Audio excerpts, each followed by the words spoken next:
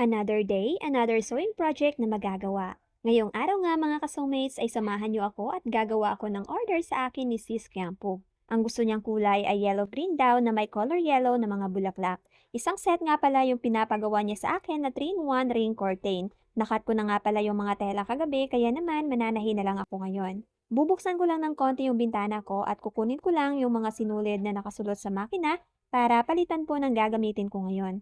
Color white nga ang nakasalang dyan at papalitan ko naman ngayon ng color yellow. Bago ako magumpisang manahe, magre-refill muna ako ng sinulid sa babin. O di ba, hindi ka basta-basta na lang makakapagtahe? Sabi kasi ng ibang customer, mabilis lang naman daw eh.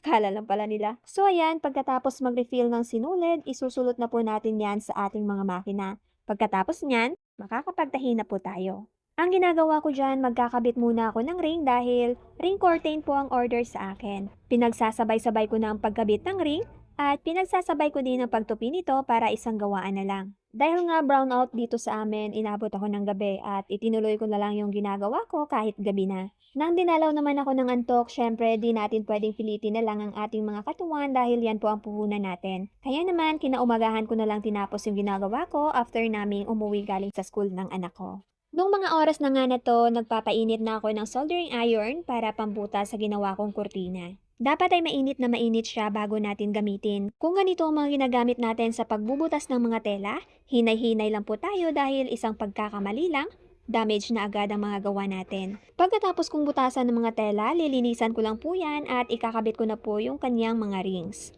Marami pa rin ang nagtatanong kung saan mabibili etong mga gamit kong grommet ring.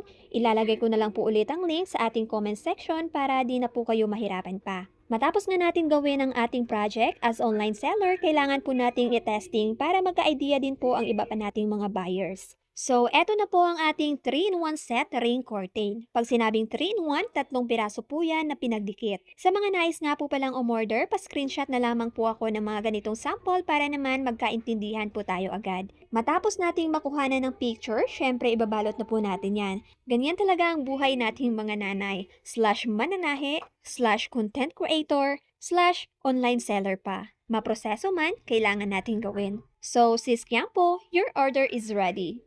Maraming salamat nga po pala sa inyong panunood. Pa-share and react na lamang po ng ating video. Bye!